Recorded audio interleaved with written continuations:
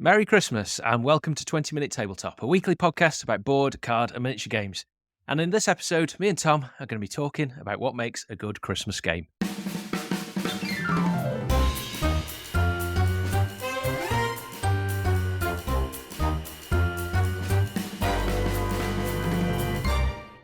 You feeling festive, Kev, up there in the north? Not particularly, if I'm honest. I've just shipped over 400 parcels in my business Tabletop upgrade. So I've got everyone else's Christmas sorted. Now I get to think about mine with about a day and a half left. You sound a little bit like Santa. A little bit. It is the same as the Christmas workshop. I like to think it's a little bit leaner, but possibly with worse compensation than the elves. What's been hot to go from your product line this year, Kev? Usual stuff from Arkham Horror upgrades, but to be honest, the biggest seller is all of my war chest, measuring sticks and dials, all the stuff for the miniature war games, which I particularly like because I use all that stuff myself. So it's pretty cool to be able to think and basically get to play with miniature wargaming stuff as my job. So that's been pretty cool. As you know, because I sent some advice messages, I'm actually going to dig into the world of Kill Team because my 12-year-old son wants to get into the starter set. So I'm a little apprehensive about it, but that'll be under the tree this year.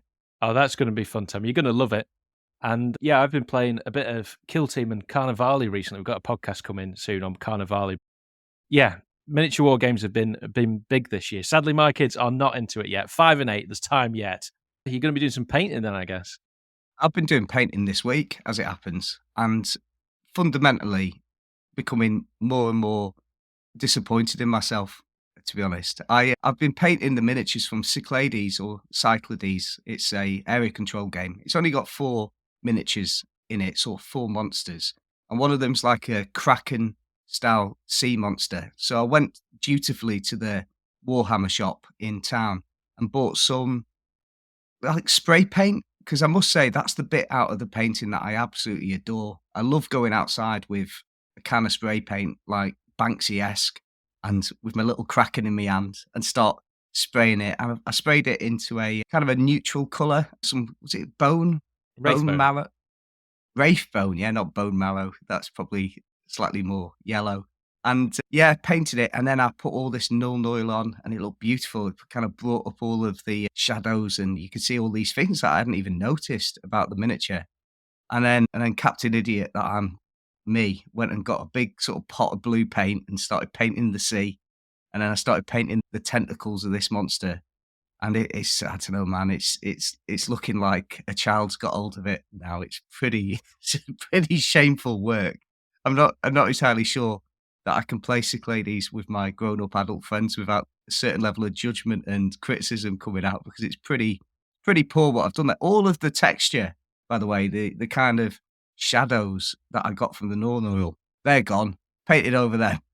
It's now like just a kind of like a matte blue sea and some kind of pinky green tentacles, and that's it. I'll send you a picture. I'll put some on the Discord to kind of live the shame out if you want to see what I've done there. But it's not good, man. It's not good.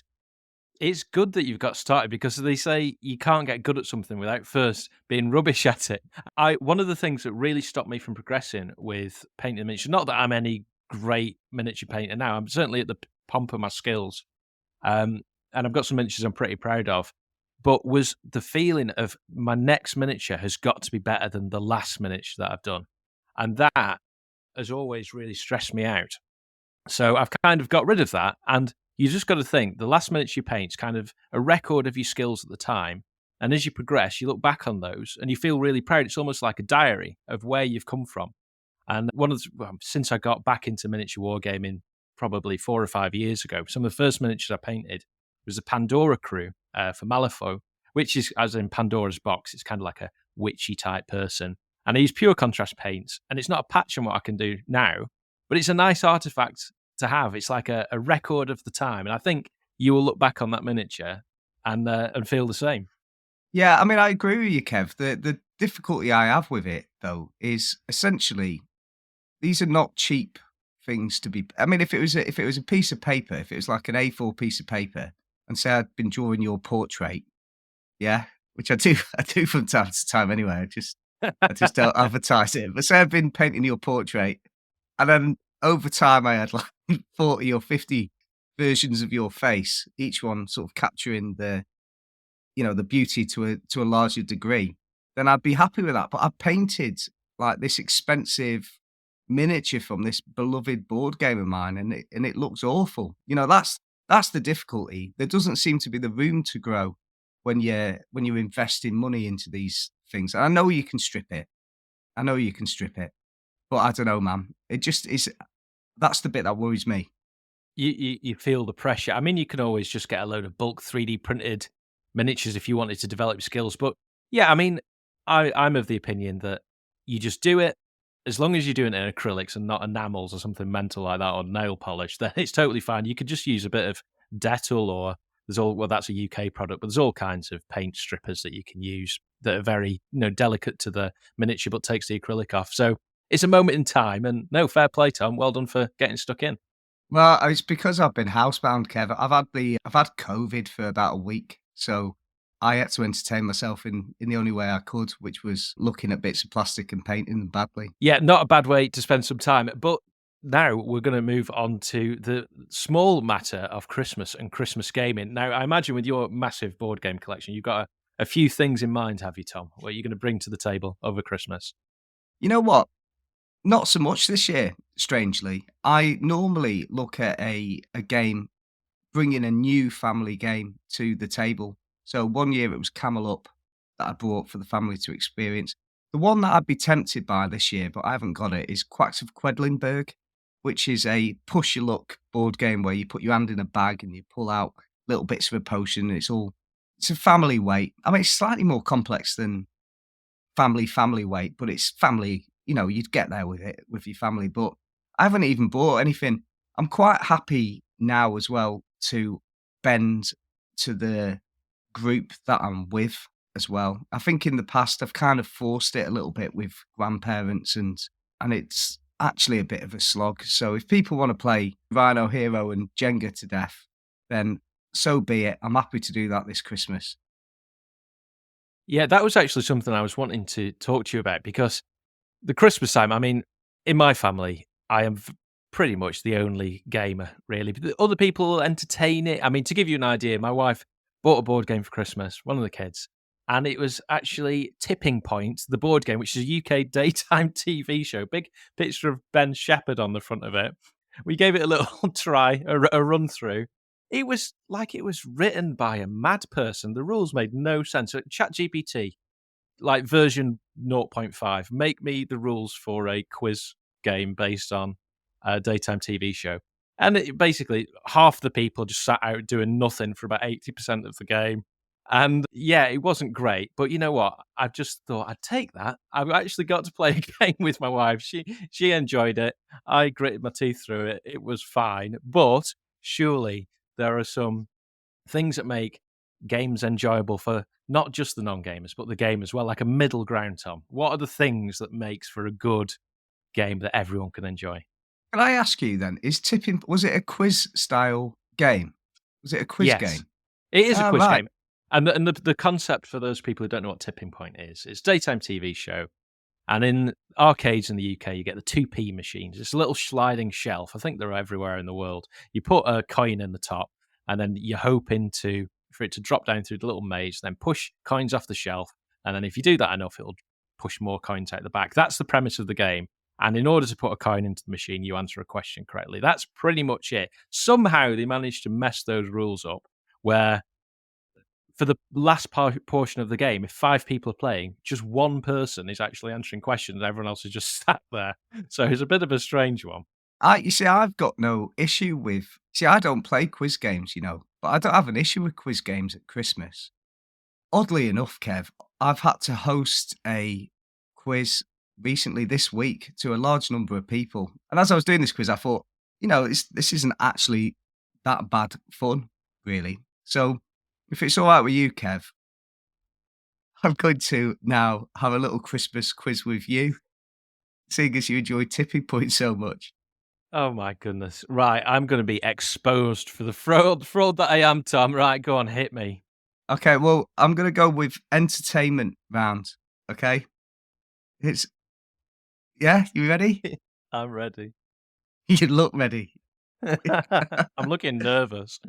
Okay, I've chosen deliberately questions I think you might be able to answer. I'm not trying to show you up here on a global stage. You ready? Which came first, Kev? Die Hard or Back to the Future? Well, I want to say Back to the Future, so that means it's Die Hard. Die Hard. It's Back to the Future, Kev. Ah, okay. Okay.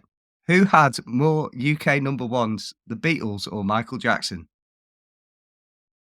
Michael Jackson. It's 2 for 2, Kev. It's the Beatles. Okay. You ready? Yeah. Okay. In the year that Gosford Park, In the Bedroom, A Beautiful Mind, Moulin Rouge, and The Lord of the Rings, The Fellowship of the Ring were all nominated for the Academy Award for Best Picture, which film won? Lord of the Rings. No, it's A Beautiful Mind. Ah, All well, right, all I right. thought you were Okay, gonna ask listen. the year, and I thought I had 2003 in my mind for that year. All right, I'll curveball it then, Kev. This Okay. is a survey style question, okay? Believe it or not, Kev, I went on to Board Game Geek this week and I asked 100 people to name the top 5 fish and chip accompanying sauces. I'd like you to match the top 5 in any order, a point for each. Okay, so accompanying sauces for fish and chips. Okay, tartar sauce, Well done, mate. That's 1. tomato sauce, 2. HP or brown sauce. I'm afraid that's not on the list, Kev. What? Would you have Vinegar, does brown that count sauce as a with sauce? I wouldn't, but, you can imagine it being had. only by people that I'd rather see in jail? That's fair enough. So right, okay, so I've got 2 more guesses. Is vinegar count as a sauce? No. Right, which is fair because it's not. Um, everyone That's a reasonable reason. It's reasonable to not count vinegar as a sauce. Yes. on the basis not I mean, how many more sauces there are? I Well, mean, probably I should say sort of like liquid style things. well, that's vinegar then, isn't it? We're gonna go curry sauce, that's a northern thing, isn't it? Yep, that's absolutely on the list. And then I'm running out. I mean, is everyone glad that they tuned in here? I'm gonna go with applesauce, which is ridiculous, but just to take this behind the shed and shoot it. Go on, applesauce. No, no. Funny enough, it's not on there, Kev. It's. Do you want me to put you out of your misery? Yeah. Okay. So you've got gravy. Oh, of course, yeah, fair enough. I did actually have that in mind, I forgot it. Yeah. As a proud northerner, you should be ashamed. And Mm. also mayonnaise. Oh, that's very European. No It is, yeah. judgment intended. Not for me, though. Well, the tartar sauce is just glorified mayonnaise, isn't it? It is, yeah. Yeah. That's correct. So you see, quizzes, as you could see there, are lots of fun. So maybe you need to go. Maybe that's why I had such a reaction to Tipping Point. I'm just terrible at them. Yeah, I mean, was that better or worse than Tipping Point? It was very similar. Was it? I'll be honest. The difficulty I've got here, Kev, in this podcast is I am fried with COVID. I've still got fevers. Even this will be like a fever dream to me later when I listen to it on the episode. I'll be thinking, what's happened there? Why were we talking about this? So apologies, but I am struggling. I'm dripping with sweat. It's not just from thinking about that kraken that I painted. Oh no, Tom, that is no good. But the quiz game, yeah, it just seems to be it's basically a bog standard quiz game with a massive piece of plastic involved. But I think that's probably a useful like centerpiece type thing for a Christmas game. I think big physical things like Rhino Hero, Jenga, Tipping Point. There's all I mean, Tok Woodman. I think that's another one, isn't it?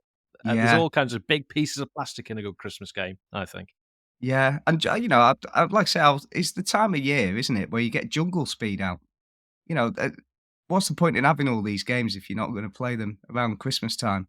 Is what I would say. No, it's true. And Jungle Speed we've mentioned many times before, and I only recently realised that you've been talking about Jungle Speed, and I've been talking about Jungle Speed Safari, which is a totally different variant of it. So I thought you were just abbreviating it, but there we go. No, well, what's the difference?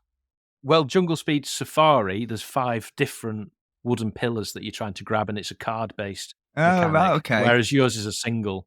a single wooden totem, isn't it, I think? It is, yeah, just one totem in the middle.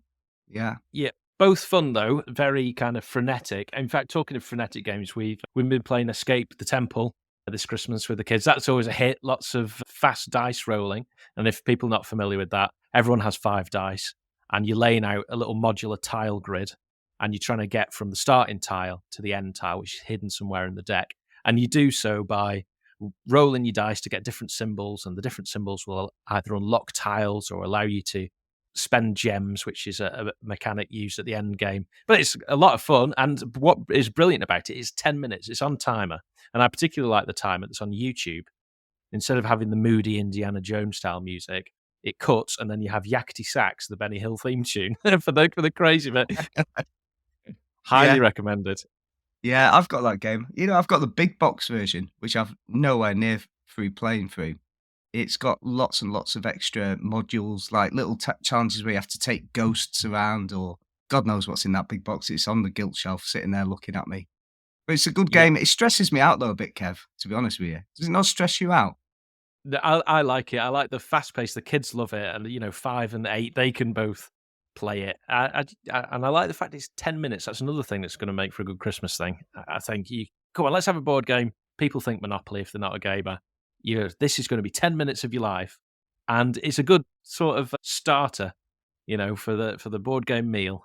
People are like, oh, that was pretty good actually. What else have you got? I've definitely found that it's been Yeah, good. for sure. It's lovely, isn't it? The bit in that game where you get curses as well, and you've got to put a hand on your head, or you're not allowed to speak, or those things are actually very, very funny in Escape Curse of the Temple. I do like it. Yeah. So other than kind of fast paced, short time scale, and often a centerpiece, big piece of plastic. Another thing that I've been thinking about actually, which makes for a good Christmas game, is the role of probability. And I've been thinking about this because my son has just joined the school's chess club, and he's really enjoying chess. I thought, I'll play chess, and it's made me realise I know nothing about that game.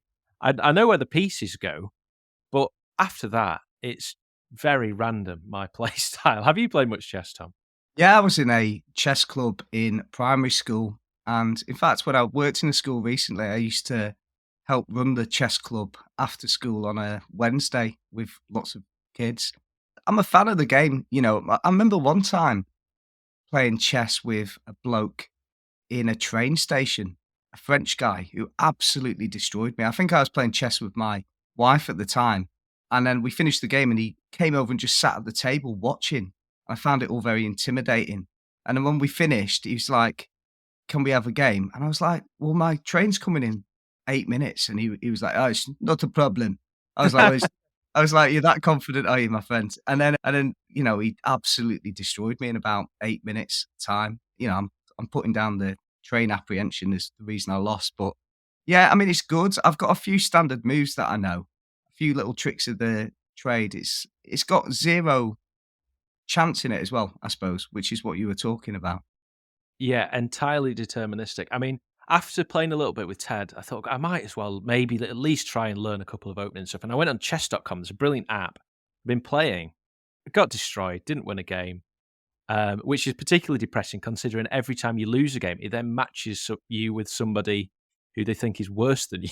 So it kept matching me, and I thought, I'll do the lesson then. I'll do the lesson.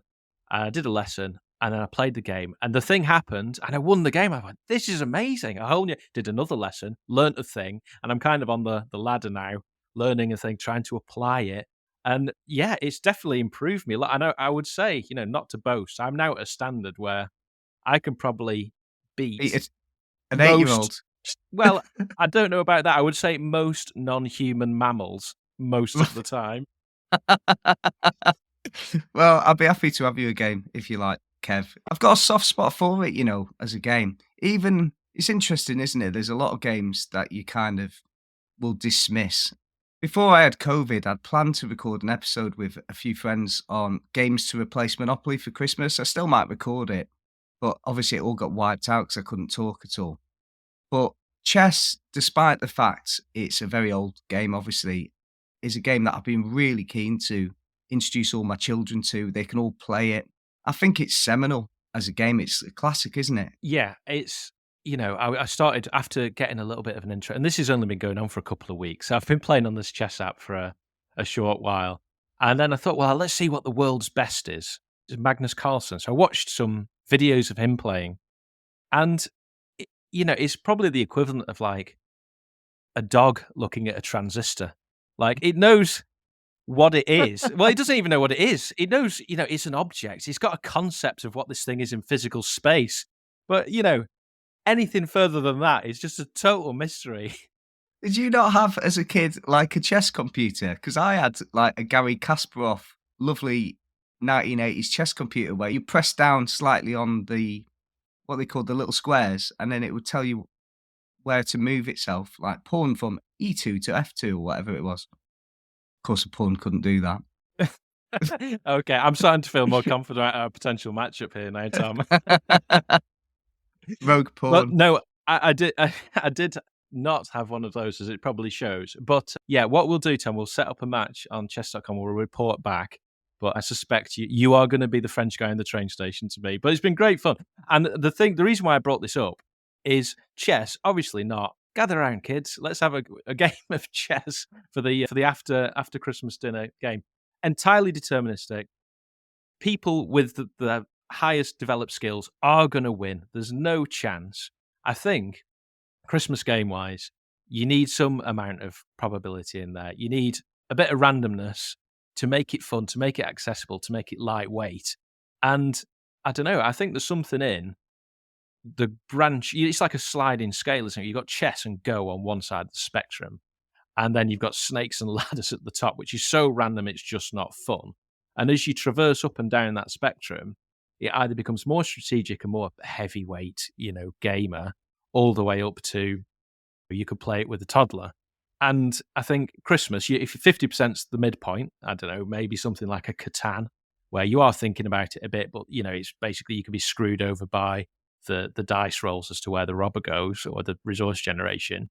You're probably looking a little bit further up the scale towards randomness, something like the Jungle Speed Safari or the other random type games you can get. To be honest, Kev, for me, I do think that sliding scale is important. But for me, for Christmas, I think the thing that really does make a good Christmas game is if there's teams involved. You look at the games like Pictionary as well, or Trivial Pursuit, where people are working in teams. I think I'm more driven to a game where you're getting players working together on different teams. I might even try to dig out Captain Sonar again with the grandparents. That would be very amusing for me, watching my dad navigate a submarine around. I'm going to try that. That's what I'm going to do, Kev. I'm going to go back on what I said, which is to allow people to play simple games. And instead, I'm going to make my mum, my 70-odd-year-old mum, 70-odd-year-old engineer on a submarine for an hour, watching her panic, because that's what's going to bring me Christmas cheer and get me out of this COVID funk. That sounds great. You'll have to report back. But yeah, we wish everyone a very Merry Christmas and best of luck in your gaming adventures over Christmas. Do let us know what you play and what you end up playing. The best way to do that is to connect with us on our Discord. On there, we've got a lovely growing community of people who are all sharing game photos, hobby projects, and all kinds of tips for the games that they're enjoying at the moment. Kev, can I ask you quickly before we go? Yeah. Because this is the kind of thing that people do at the end of the year. What's your game of the year, Kev? What's your game of the year? Game of the year is a difficult one. If it's by number of hours played, then it's got to be Malifaux, obviously. All my usual tabletop adventures, Kill Team, recently Carnivale. But if I've got to have the one standout thing that was new to me that's I found really exciting and has kind of opened up a world of possibility, then it's the game of Netrunner. That has definitely been a really interesting and new world to me. So I'm going to go with Netrunner, Tom. What about you? I'm absolutely gutted you didn't say chess. I'd have loved it if your game of the year 2024 was chess. Oh, well, never mind. No, for me, it is Ark Nova. I absolutely adore it. Honestly, Kev, I keep on playing it online on Board Game Arena. It is so good. It is a terraforming Mars killer. And I feel so horrible saying that, having never played Terraforming Mars, but I just want to illustrate that it must be better than something. So Terraforming Mars, you're rubbish. Ark Nova, the best game that I've played in 2024. Love it. Absolutely brilliant. Full podcast on it if you want to go back and listen to me and Kev chat about it, by the way, a few episodes back. That's the best kind of internet opinion there is, isn't it? Where it's A, very strong, and B, only have 50% of the knowledge required to make that opinion. Yeah. Tell you what, Nova, it's better than Christmas. It's better than New Year. It's better than, I don't know, better than everything, Kev. Like, it's better than food. Right, Tom has very much descended into the fever portion of COVID now. So we're going to put him out of his misery. We're going to wish you a very Merry Christmas, and we will see you in the next one.